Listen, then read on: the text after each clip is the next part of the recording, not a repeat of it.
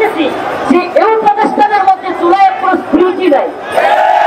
আসলে আমাদের দুই চারটা ভাই ছাড়া যারা কিনা ছাত্র উপদেষ্টা, এরা ছাড়া এই উপদেষ্টাদের কেউ হয়তো হাসিনা যদি ঠিকেও যাইতো এদের জেলেই যাওয়া লাগতো না।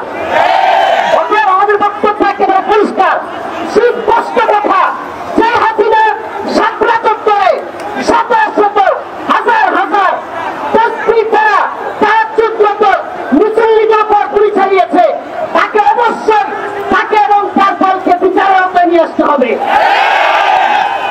অনেকে বলে কেন আওয়ামী লীগকে নিষিদ্ধ করবে, আমি বলি আওয়ামী লীগকে কেন নিষিদ্ধ করা হবে না, কারণের অভাব নেই।